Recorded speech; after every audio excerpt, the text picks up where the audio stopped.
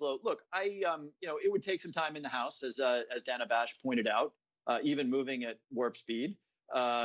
And there's no reason to believe that Mitch McConnell would even reconvene the Senate for a trial prior to the 20th of January. So, when you talk about impeachment, I think you're really, at least again, coming back to this question about can he be taken out of the Oval Office, you're really talking about accountability, which is essential.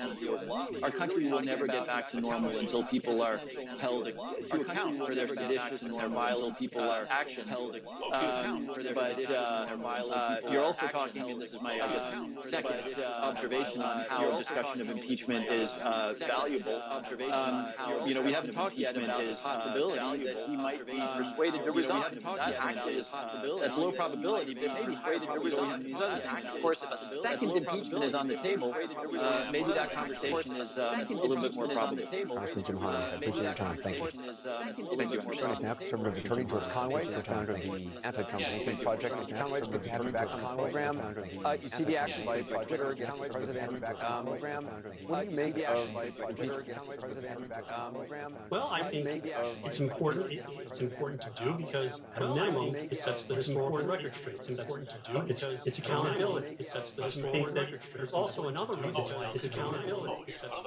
A Senate trial can be held after an official who is impeached leaves office, whether by resignation or by an official leaves term.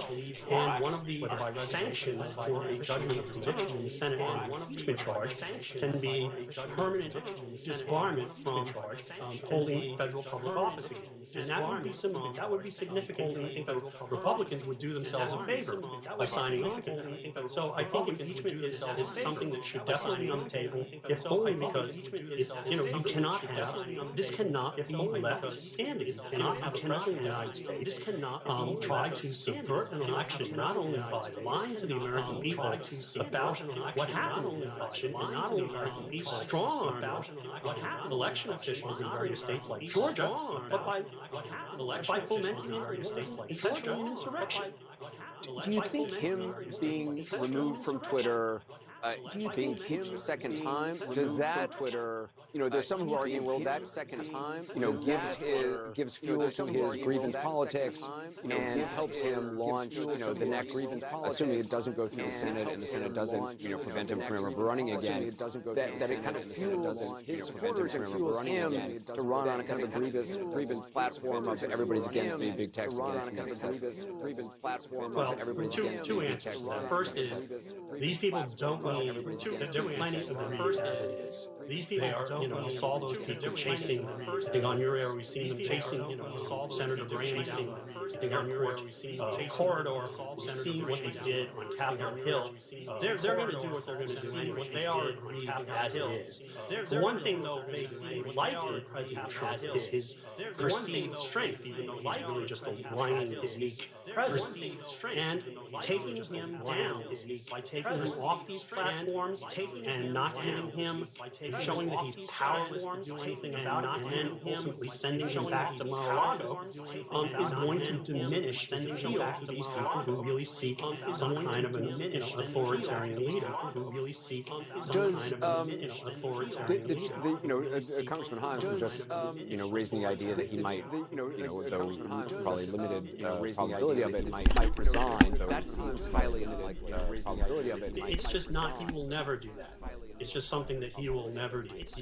He will die in the bunker first. It's just something that he's not going to do that. But what I think the 25th Amendment should not, unfortunately, because I don't think Vice President Pence has any kind of moral backbone. He won't do it. But unfortunately, that would be actually the perfect solution alongside impeachment, because the way the 25th Amendment works is that if the vice president and a majority of the principal executive officials, the cabinet, say that Trump is unable to carry out his duties, and he's clearly mentally unfit and unable to carry out his duties. He hasn't been carrying out his duties at all. That takes the president out of commission and makes Vice President Pence acting president for 4 days. Now, during those 4 days, if Trump says, no, I'm okay, I can resume my duties at the end of the 4 days, if the cabinet then says, no, we're sticking with our original decision, then it goes to Congress, and Congress has 21 days in which it's supposed to vote by a 2/3 majority to affirm or reject the decision of the cabinet. Well, if you add up those that time, the clock runs out on Donald Trump's term. It's actually the perfect and easy way to keep the country safe during the next 12 days. That said, I do think that, the ideal situation would be to trigger the 25th Amendment and impeach Trump, because I think the sanction of barring him from holding federal office ever again is actually an important one. You mentioned what happened to Lindsey Graham. I just want to play that for our viewers in case they haven't seen it. Him walking through National Airport, getting heckled by Trump supporters. Let's just play some of that. Lindsey Graham, you are a traitor to the country. You know it was rigged. You know it was rigged. You know it was rigged. You're human being. It's going to be like this forever, wherever you go the rest of your life. I mean, I'm not a fan of, people full of self-righteous indignation on any side of the political aisle, heckling people in, restaurants and stuff like that.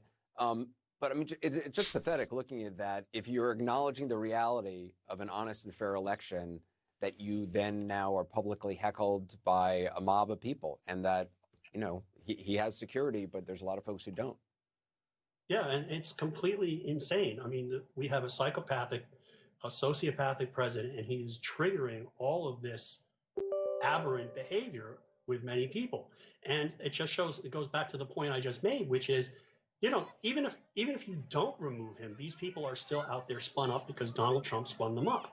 So why not just do the right thing? I mean, the answer should always be just do the right thing. And the right thing here is, this man is unfit for office. He should be removed because he's unable to carry out his duties under the 25th Amendment, and he violated his oath of office. He basically fomented an insurrection against the United States, and that violated his oath of office, and that's impeachable, and he should be gone.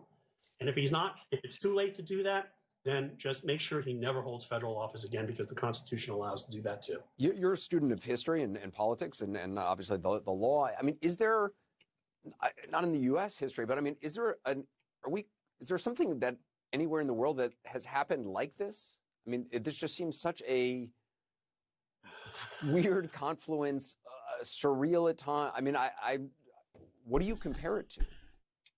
Well, I mean, you can compare it to any number of nations where fascistic movements managed to achieve some degree of power. Fortunately, we have, it wasn't perfect, and it was allowed to go on for far too long. We have a much stronger constitutional system with the federalist aspect to it, which allowed states to conduct elections free of federal interference. And we have, an independent judiciary, and we have a separate branch of Congress that isn't fully controlled by the person controlling the executive authority. And we've managed to survive.